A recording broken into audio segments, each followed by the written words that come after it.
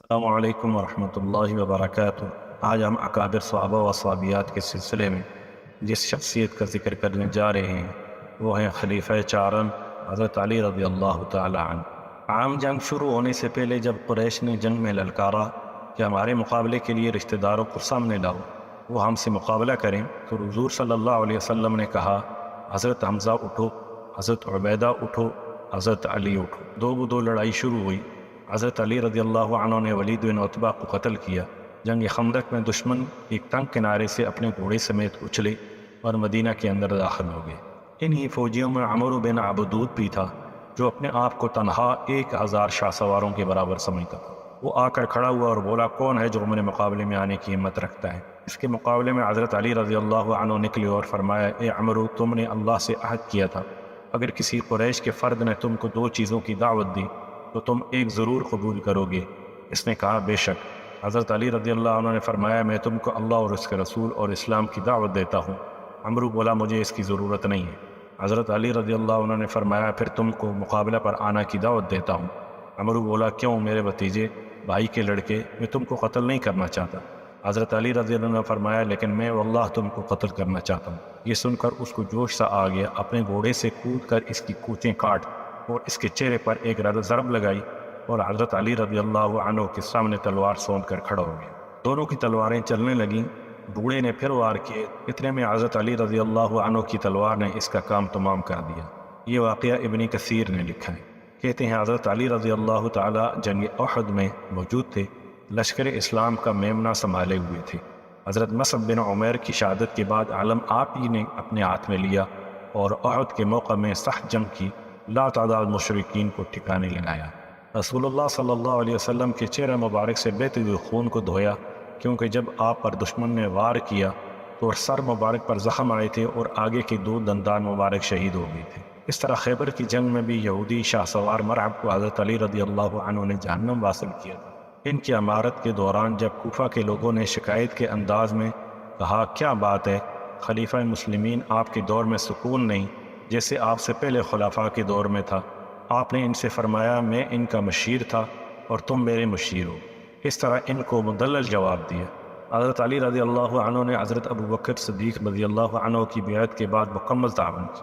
حضرت ابو سعید الحضری سے روایت ہے حضرت ابو بکر صدیق رضی اللہ عنہ ممبر پر چڑھے اور لوگوں پر نظر ڈالی۔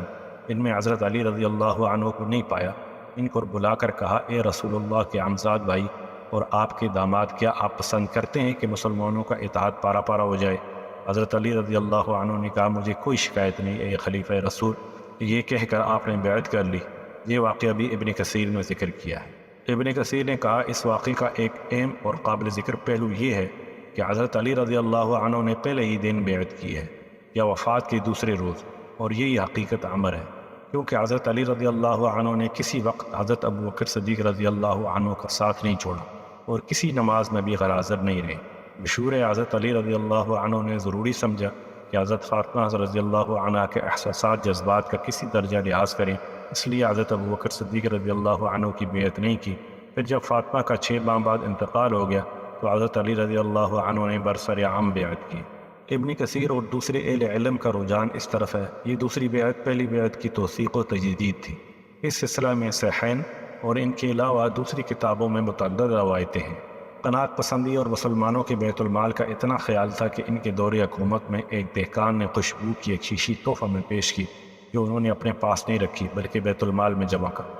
ان کی شہادت کے بعد ان کے صاحبزادے حضرت حسن رضی اللہ عنہ نے خطبہ دیا اور کہا اے لوگو، کل تم سے ایسا شخص جدا ہوا ہے جس نے سونا چاندی نہیں چھوڑا، صرف 700 درہم اس کی تعویل میں تھے جو اس کو بیت المال کے مقرر حصے میں سے ملے تھے۔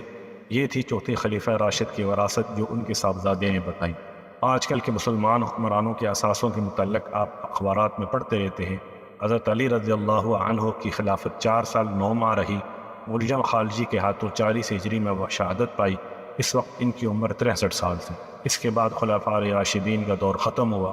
آج بھی مسلمان علماء اپنے وعظ و تقاریر میں اس سنہری دور کا ذکر عام مسلمانوں سے مسلسل کرتے رہتے ہیں، اور دنیا کے مسلمانوں کی دلی خواہش کے مدینہ کی حکومت جو رسول اللہ صلی اللہ علیہ وسلم نے قائم کی تھی اور جس کو خلفاء راشدین نے اس دنیا میں کامیابی سے چلا کر دکھایا تھا، کا وہ دور پھر سے آئے اور دنیا سکھ کا سانس لیں امن و امان ہو۔ خلفائے راشدین کی حکومت میں کسی فرد یا قبیلہ کی بجائے اللہ تعالیٰ کی حاکمیت تھی، خزانہ عوام کا تھا نہ کہ خلیفہ یا کسی قبیلے کا۔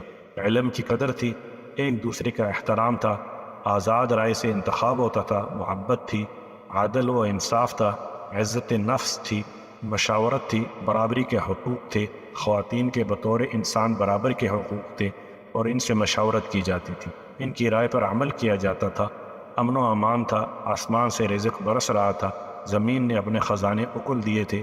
خلفائے راشدین نے موجودہ دور کے مسلمان حکمرانوں کی طرح دولت جمع نہیں کی، بلکہ دولت کی مساویانہ تقسیم کا انتظام رائج کیا تھا۔ لوگ زکوٰۃ ہاتھوں میں لیے پھرتے تھے، مگر اتنی خوشحالی تھی کہ لینے والا نہیں ملتا تھا۔ اسی طرز کی اسلامی فلاحی ریاست مسلمانوں کو قائم کرنی چاہیے۔